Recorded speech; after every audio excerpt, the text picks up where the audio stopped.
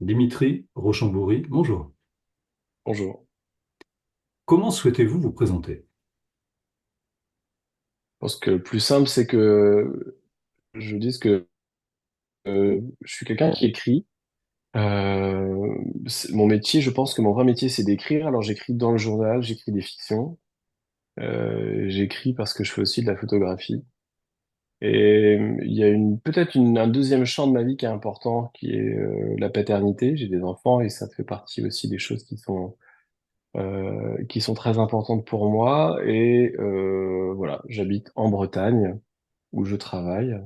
Et je suis aussi depuis peu quelqu'un qui voyage parce que les livres que j'écris me font voyager. Voilà.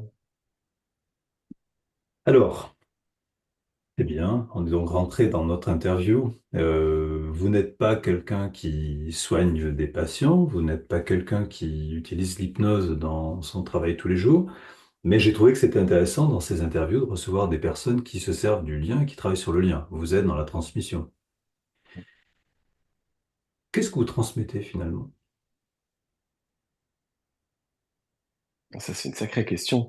Euh, de façon, je crois que ce que je transmets, euh, pour le redire plus précisément, comme journaliste, j'ai été surtout chroniqueur judiciaire et je me suis beaucoup occupé de raconter donc des procès. Quand on raconte des procès, on peut le faire de plusieurs façons. La manière que moi j'avais d'essayer de le faire, c'était de pouvoir peut-être de manière parfois très fine donner l'impression que les gens dont je parle dans mes articles n'étaient pas différents des gens qui les lisaient. Donc je pense que ce que je transmets, c'est euh, sans doute l'envie de réconcilier les gens, même quand ils sont confrontés à des choses assez extrêmes. Je crois que c'est quelque chose qui est important pour moi. Et que cet effet miroir, il nous éloigne pas les uns des autres, c'est-à-dire écrire, pas pour qu'on se repousse, mais pour qu'on se retrouve. Cette espèce de retrouvaille, elle a une vertu de... alors moi, j'aime pas non plus l'idée qu'on écrit, enfin la littérature, elle n'est pas guérisseuse, mais en tout cas, il y a une dimension peut-être de la littérature et de l'écriture qui apporte une forme, en tout cas, d'apaisement, ou peut-être une forme de soin qu'il faudrait définir mieux, mais il y a quelque chose qui se produit qui fait que on est censé aller mieux après, voilà. Ou en tout cas, on est censé être suffisamment différent après la lecture pour que ce petit plus qu'a apporté la lecture euh, nous apporte. Alors, c'est pas du bien-être en tout cas, c'est pas exactement ça, mais c'est cette manière qu'on a parfois quand on est touché par quelque chose qui a été assez vrai. Voilà, on le remarque, on le sent dans une impression peut-être un peu diffuse, mais il s'est passé quelque chose. Et ce que je transmets ou ce que j'essaie de transmettre, c'est ce petit quelque chose. Voilà. Alors, c'est très très précis ce que vous dites là. C'est quelque chose qui m'amène à me dire dans le soin. Lorsqu'un soignant accueille un patient, on écoute le patient. On a évidemment dans notre tête notre propre histoire, des codes différents, et le patient en a d'autres. Et les patients, certains patients vont nous dire à la fin d'une consultation, que feriez-vous si c'était votre mère? Que feriez-vous si c'était votre père? C'est ça que ça veut dire. Ça veut dire, sans vous mettre à ma place, vous pourriez être à ma place. Et si vous étiez à ma place, qu'est-ce que vous feriez? Je ne demande pas de l'être, mais qu'est-ce que vous choisiriez pour me montrer vers ce que je peux choisir? Je pense qu'on est à peu près sur la même chose. On n'est pas dans la compassion, ça n'a rien à voir. Je ne souffre pas avec l'autre, mais par contre, ça pourrait me faire souffrir. Et évidemment, quand on vit quelque chose en même temps, j'ai eu des scènes qui me sont arrivées, comme dans la vie de tous, euh, c'est extrêmement difficile. Extrêmement difficile. Ça veut dire que d'entendre quelqu'un me parler d'une maladie, de la banaliser ou de l'aggraver, va me projeter dans quelque chose que je vis en même temps. Donc c'est quelque chose d'intéressant. Et finalement, ce que vous m'expliquez, c'est que, est-ce qu'on pourrait pas dire le mot comprendre finalement? Voilà. Ça reste que ça. Mm. C'est-à-dire qu'aller chercher le regard dans ce qu'il a de prêt à comprendre. Il n'y a pas forcément savoir, parce que savoir, ça ne veut pas dire qu'on comprend. On peut savoir beaucoup de choses, mais on n'a rien compris, et on ne peut pas s'en servir. Est-ce que ça vous parle, ça? Ouais, ça me parle énormément.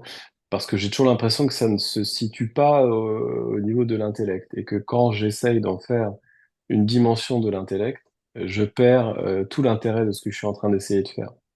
Et donc, peut-être le point commun avec euh, l'hypnose, mais ça, c'est pas moi qui peux le dire, mais en tout cas, de ce que je peux en avoir eu l'expérience, c'est quand même lié à une forme de suppression de la pensée, c'est-à-dire qu'on supprime suffisamment de volonté et de pensée pour comprendre, justement, au sens de prendre avec, quoi, de ramasser. Et peut-être la différence, c'est que là, il y a une petite prise de risque, moi, pour moi, dans l'écriture, c'est que euh, je peux pas mettre à distance l'expérience que me propose le personnage qui s'impose. Parce que ce qui est mystérieux pour moi dans l'écriture de fiction, là pas dans le journalisme, c'est le fait qu'à un moment donné, un personnage s'impose. Il s'impose parce que il agglomère ou il fait la synthèse d'un certain nombre peut-être de figures, de paradigmes, etc. Et il arrive avec cette force d'être qui est incontournable. Et donc, je suis obligé, moi, d'accueillir ce personnage. Et ce personnage, par l'écriture, va m'obliger à dépasser ce refus que j'ai d'aller dans son expérience à lui. Et donc, moi, je suis obligé de plonger dans l'expérience de l'autre en sachant que ce qu'il va vivre et ce qu'il va faire, alors en même temps, on va me dire, bah, c'est complètement aberrant ce que vous dites, puisque c'est vous l'écrivain, donc c'est vous qui pouvez décider. Mais en fait, moi, quand j'écris, c'est pas comme ça que ça se passe. Je ne décide pas de ce que deviennent mes personnages. Il y a une logique qui est beaucoup plus intéressante pour moi et qui est liée à cette suppression de la pensée dont j'ai parlé. C'est-à-dire que je n'écris pas dans l'idée d'une volonté qui s'imposerait et qui contraindrait les personnages, mais dans une disponibilité totale que je dois avoir pour ce que les paradigmes qui composent le personnage vont créer, vont entraîner. Voilà. C'est peut-être Ça pas veut très dire... clair ce que je dis, hein, mais Si, c'est très clair, c'est très clair. Ça veut mm, dire qu'en fait, vous avez repoussé les limites pour vous laisser créer. exactement. Et avec la possibilité de prendre le risque absolu en termes d'émotion et en termes de souffrance, c'est-à-dire que je dois être capable de préparer ma propre capacité de souffrance ou ma propre capacité d'émotion à accueillir le pire, en fait. Mais alors, tout mon travail d'auteur ces temps-ci, moi, je m'étais sans doute préparé à ça parce que comme j'ai été marqué par mon travail de chronique judiciaire, c'est-à-dire que j'ai été marqué par le pire, en fait. Et en ce moment, je suis en train d'essayer de basculer, c'est-à-dire l'écriture m'aide à faire cette transition OK, maintenant je peux peut-être aussi accepter d'être traversé par le meilleur, en fait. Voilà. Et donc je peux aussi, moi, me préparer à accueillir le meilleur, en fait. Voilà. Alors, c'est intéressant. Mais dans un cas comme dans l'autre, c'est un risque à prendre. Voilà. Quand on fait de l'hypnose, quand on fait une séance d'hypnose, on peut pratiquer une hypnose très apaisante en proposant juste d'être là, voilà, juste comme ça, et par un mot. Voilà, donc on vient déjà de commencer, là, ça y est, on est dedans. Et on se rend compte que qu'est-ce qui est apaisant, c'est de ne plus avoir à se poser la question, tiens, en fait, je pense à ça ou je pense pas. Mais finalement, dans cette disponibilité-là, il ne se passe probablement pas grand-chose. Mm. Effectivement. Ça veut dire que pour reprendre votre idée, vous m'avez dit il faut être suffisamment là pour qu'on puisse ressentir ce que l'autre peut ressentir, même encore plus là. Et il faut être extrêmement là pour laisser une partie de vous être présente et l'autre absente. Comme ça, vous avez expliqué les choses tout à l'heure. Mm. Euh, L'hypnose, elle crée un échange, très probablement. Un échange qui est complètement impalpable, qui vient vraiment de ce que vous amenez, de ce que je vais amener. Et on est vraiment dans un travail qui est très intuitif, mais des deux côtés. Ce que le patient ne réalise pas. Mais en fait, l'intuition, elle fonctionne des deux côtés. Si j'accepte de me servir de ce qu'intuitivement je ressens, et que vous, vous acceptez de vous servir intuitivement ce que vous avez envie de dire, je pense qu'on va rentrer dans quelque chose, probablement. Il n'y a pas de maîtrise ni de votre côté ni du mien, mais peut-être d'accepter d'être juste à la limite du hors-piste parfois. Tout à l'heure, quand vous avez parlé des limites que vous repoussez, j'avais envie de dire que si vous faites du hors-piste, tout le temps du hors-piste et de plus en plus vite, vous risquez de disparaître. En fait, ça n'aura aucun intérêt d'ailleurs, vous n'aurez pas de plaisir. Mm. Ce que aiment les gens dans leur piste, c'est d'aller dans des limites où ils apprennent à faire du hors-piste. Je ne sais pas faire, je ne suis pas skieur. Donc, ça s'apprend. Et vous êtes probablement quelqu'un qui aime être dans ces endroits-là pour vous approcher peut-être de quelque chose qui va au-delà de vos limites initiales. Il y a aussi dans cette idée que quand on est un peu hors piste et qu'on accueille euh, parfaitement pour l'instant j'ai deux romans qui sont publiés, donc c'est pas une œuvre considérable, mais le point commun entre ces deux romans, c'est le fait qu'ils ne se passent en aucun lieu précis et en aucun temps précis. Et parfois, les gens m'interrogent en me disant, mais alors, est-ce qu'on a l'impression que ça se passe dans la France des années 80? D'autres qui me disent, bah, on a l'impression que ça se passe aux États-Unis un peu, etc. Et ouais, à chaque fois, je leur dis, mais ce qui est intéressant, c'est pas que moi j'ai la réponse, c'est finalement que vous ayez trouvé celle qui vous arrange. Mais ce que je peux dire peut-être de ça, c'est que si dans l'écriture, je ne localise pas, c'est justement lié aussi à cet état que j'ai quand j'écris, qui est d'être parfaitement nulle part. Mais dans ce nulle part, mon esprit n'a pas de refuge possible et facile pour apaiser les tensions que provoque l'écriture. Je suis obligé de faire face absolument aux émotions qui apparaissent et je peux pas aller, j'ai pas de ruse cognitive ou je sais pas ou émotionnelle, etc. Je peux pas me dire bon, je vais décrire une voiture, je vais décrire une Renault 16, et puis je vais décrire une rue de Paris en 1966, comme ça, soudain on va s'apaiser parce que ça va nous rappeler à tous des choses qu'on connaît ou qu'on connaît pas ou qu'on imagine, ou je vais raconter New York, ça va. Et donc le fait de priver l'espace de l'imaginaire de choses connues, ça permet de rester quand même complètement dans cette suspension. Et dans cette suspension-là, il se joue des choses qui sont assez uniques et que moi j'aime beaucoup en fait. Mais ça maintient une forme de tension. Alors quand je dis tension, c'est pas une tension que moi je ressens quand j'écris. Moi je suis parfaitement détendu quand j'écris. Mais au sortir de cet état d'écriture, je remarque qu'il y a effectivement une tension qui est liée au fait de ne pas apaiser ce qui apparaît. Voilà, on le laisse prendre sa place. Là, on entend que quand vous parlez comme ça, on retrouve le fonctionnement de certains cinéastes qui ont travaillé sur l'angoisse. Comment créer l'angoisse? On peut la créer sans l'évoquer, et Mm. juste en la laissant prendre de la place. Et si on n'est pas assez rassurant, l'angoisse va prendre de plus en plus de place. Moi, quand je vous écoute, je pense toujours aux addictions avec lesquelles je travaille. Et quand quelqu'un vient nous voir, il vient pas nous voir pour nous parler d'un produit, il vient nous voir pour parler, pour exister.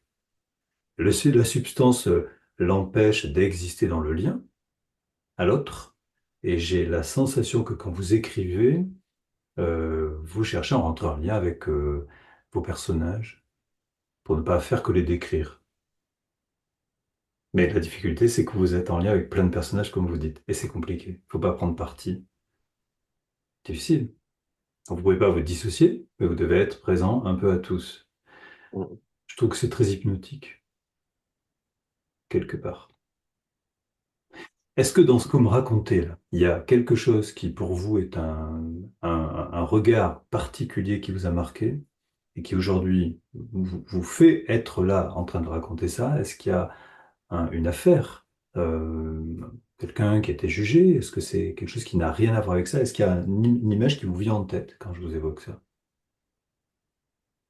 Non, ce que ça m'évoque surtout, c'est peut-être le fait que, pour moi, l'écriture et la lecture, c'est un peu la même musculature à l'intérieur qui s'agite et que je crois que ce que j'aimais parfaitement en tant que lecteur, c'était de m'absenter.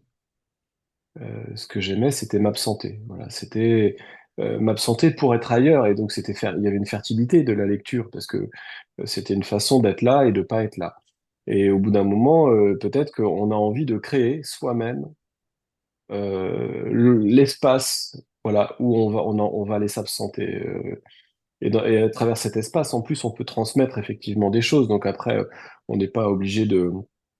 J'ai un éditeur qui m'a toujours dit que et ça, c'est quelque chose qui m'a beaucoup intrigué au départ. Il me disait, mais même tu pourrais être un écrivain même si tu cessais d'écrire. En fait, c'est pas l'écriture qui fait que t'es un écrivain, c'est autre chose. C'est une manière justement de poser un regard. Voilà. Alors, je sais pas toujours bien ce que ça veut dire. J'ai pas encore fait le tour de cette question-là, mais parfois, peut-être ce qui m'a marqué le plus, c'est des moments où on croise des gens qui savent écouter et qui savent regarder. Voilà. Et parfois, c'est pas grand-chose, hein. Moi, j'ai un père qui savait regarder sans rien dire. Et on croise effectivement des gens ça peut être justement un thérapeute, ça peut être quelqu'un qui est vraiment qui écoute. Voilà. Et je crois que ça prépare aussi le travail de l'écriture. Parce que cette posture juste de l'écoute, c'est ça qui fait qu'on peut écrire. C'est parce qu'on sait écouter des personnages et on va pas faire de ces personnages ce qu'ils ne sont pas. Peut-être comme on ne doit pas faire d'un patient ce qu'il n'est pas. On voudrait que ce patient, mais non, il est comme ça. Et donc, voilà. Et le personnage, c'est pareil. Moi, mes personnages, souvent, ils m'arrangent pas. Enfin, ça m'arrange pas qu'ils soient comme ils sont. J'aimerais qu'ils soient différents, qu'ils puissent me permettre d'écrire comme ci, etc. Et ça ne marche pas. Et donc, cet effacement dont on parlait tout à l'heure, c'est justement le moment où je dois pas les contraindre et les fabriquer. Je dois juste les écouter. D'accord. Alors, ce que vous me dites là, euh, finalement, quand vous dites qu'un patient, on ne doit pas l'amener à être ce qu'on voudrait nous, c'est évidemment ce qui est compliqué, surtout quand quelqu'un vient dans un séjour hospitalier qui a une prise en charge plus longue, où effectivement, on va travailler pour lui donner d'autres repères. On ne va pas chercher à le faire quitter sa zone de confort qui pourtant est dangereuse, mais on va lui montrer qu'il peut y en avoir d'autres. Et naturellement, parfois ça va aller comme on le souhaite, parfois pas du tout. Et je pense à une histoire à Bordeaux d'un thérapeute qui voit à la sortie d'une église quelqu'un, et elle lui dit, mais venez vous faire soigner. Donc il est venu se faire soigner dans le service, et au bout de 12 jours, il repartait avec ses amis de la rue parce que ça ne collait pas, parce que tout simplement, on voulait l'amener à être comme on était nous, c'est-à-dire propre, ordonné. C'est un monsieur qui avait fait des études, qui avait des diplômes, qui avait un BTS, mais qui aujourd'hui était arrivé dans un autre monde, il n'était pas dans le nôtre. Donc effectivement, on n'avait pas à se l'approprier pour en faire ce que nous voulions. J'ai bien entendu. Moi, ce que je trouve étonnant dans ce que vous avez expliqué, c'est comment vous présentez votre travail de journaliste. C'est ça qui est pas banal. Dans le fait de dire, finalement, je vais créer quelque chose dans ma façon de communiquer qui puisse permettre au lecteur de ne pas chercher à savoir s'il a raison ou pas raison, mais d'entendre quelque chose qui peut être humain, si moi je le suis, pour pouvoir au moins échanger avec cette personne. C'est ça que vous Mm. avez expliqué. Exactement, ouais. C'est que c'est ce quand on raconte surtout des crimes, quand on raconte des faits divers, on raconte effectivement des brèches, des moments de rupture. C'est-à-dire des gens qui sont passés à l'acte criminel, c'est des gens qui ont causé des ruptures absolues. C'est la mort, il n'y a pas plus absolu comme rupture que la mort. Et moi, je dois raconter ça d'une manière qui n'impose pas au lecteur une seconde rupture indirecte. Et il faut que dans le champ de l'écriture, le lecteur, moi qui écris, le coupable ou le jugé coupable ou le suspect et la victime et chacun leur place en fait. Et qu'il n'y ait pas de rupture, que l'écriture ne cause pas de séparation entre tous ces sujets imbriqués dans le grand sujet le sujet de l'article. Et c'est un exercice d'écriture qui est très difficile parce qu'il faut que la posture de l'écrivain, que celui qui écrive, soit capable d'occuper chacune des places pour les comprendre. Euh, donc ça suppose de se retrouver dans une communauté soi-même avec toutes les parties du procès pour pouvoir le raconter correctement. Il faut être à la fois l'accusateur, l'accusé, la victime et le coupable, sinon on peut pas raconter un procès. Donc vous êtes dans l'écriture de de vos romans dans le même schéma en fait. Démultiplié sans doute parce que pas tenu par l'information, par le réel, Hmm. euh, donc avec cette espèce d'espace immense à explorer. Ouais. Ce qui est parlant là dans ce que m'expliquez, ce que j'entends là aujourd'hui en tout cas, c'est que quand on entend raconter un fait divers où il y a une maltraitance phénoménale qui peut aller jusqu'à la mort, ça nous dissocie. C'est-à-dire que concrètement, on ne peut pas entendre quelque chose qui n'est pas Mm. supportable. Les faits divers de tous les jours nous le disent, l'actualité.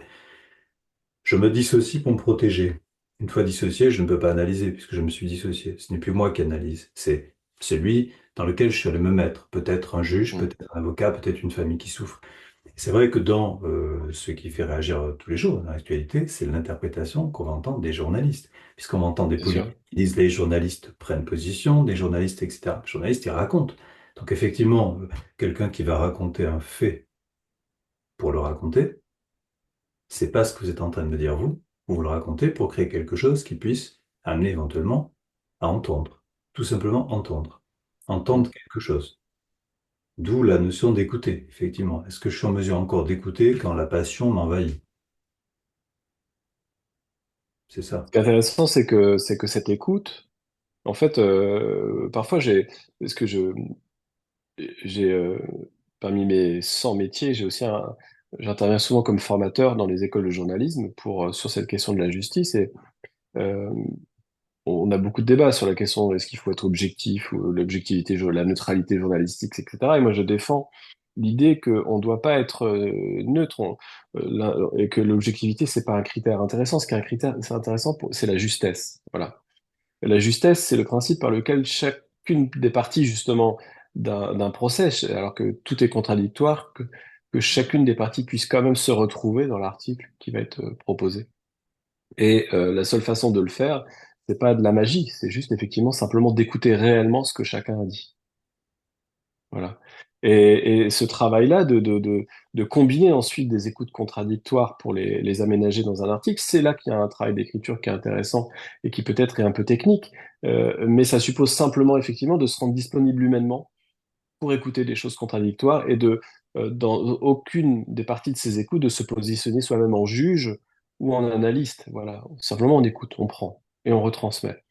Et donc c'est à la fois en fait extrêmement simple et finalement, pas tant que ça, parce que ça oblige à travailler soi-même une posture un peu particulière qui est, alors qu'on est tenté, on a envie parfois d'être, il y a des gens, on a envie de détester certains, on a envie d'être ému, on a envie de plein de choses, et on doit accepter aussi d'être traversé par ces émotions-là, mais dans l'écriture, il faut rendre la table au juste. Voilà.